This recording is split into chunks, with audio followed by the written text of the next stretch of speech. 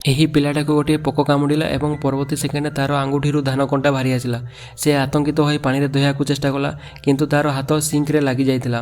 ବାହାରିବା ପାଇଁ ବହୁତ ଚେଷ୍ଟା କଲା, କିନ୍ତୁ ଜୋର କରି ଟାଣିବା ସମୟରେ ପାଖରେ ଥିବା ରମେଶକୁ ଧକ୍କା ଦେଇ ଭୂଇଁରେ ପକାଇଦେଲା। ଯନ୍ତ୍ରଣାରେ ଥିବା ରମେଶ ତୁରନ୍ତ କ୍ରୋଧିତ ହୋଇଗଲେ ଏବଂ ସେ ପିଲାଟିକୁ ଶିକ୍ଷା ଦେବାକୁ ନିଷ୍ପତ୍ତି ନେଲେ। କିଛି ନ କହି ସେ ଏକ ମୁକ୍କା ମାରିଲା, କିନ୍ତୁ ପିଲାଟିର ଆଖିରେ ତା'ର ଗତି ଧୀରେ ମନେ ହେଉଥିଲା ଏବଂ ସେ ରମେଶକୁ ଆକ୍ରମଣକୁ ସହଜରେ ଏଡ଼ାଇ ଦେଲା।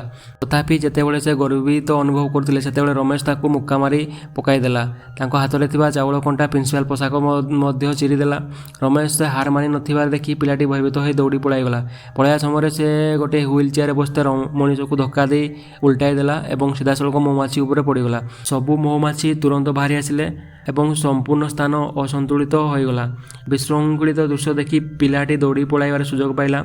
ସେତେବେଳେ ସେ ଅନୁଭବ କଲେ ଯେ ତାଙ୍କ ପାଖରେ କୌଣସି ପ୍ରକାର ସୁପର ପାୱାର ଆସିଯାଇଛି ଏବଂ ଏହା ସ୍ପାଇଡରମ୍ୟାନର କାହାଣୀ ସହିତ ସମାନ ଥିଲା।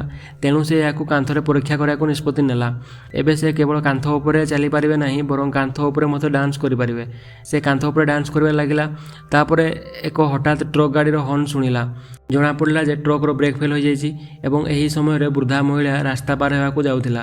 ଜଣାପଡ଼ୁଥିଲା ବଡ଼ ଦୁର୍ଘଟଣା ଘଟିବାକୁ ଯାଉଛି। ସେହି ସମୟରେ ପିଲାଟି ହଠାତ୍ ଦୌଡ଼ିଗଲା ଏବଂ ବୃଦ୍ଧା ମହିଳାକୁ ଦୂରକୁ ଠେଲିଦେଲା। ସେ ନିଜେ ସେଠାରୁ ଛିଡ଼ା ହୋଇଗଲା।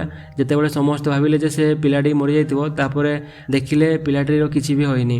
ସମସ୍ତେ ଏହା ଦେଖି ଆଶ୍ଚର୍ଯ୍ୟ ହୋଇଗଲେ ଏବଂ ତାହାକୁ ହିରୋ ବୋଲି କହିଲେ।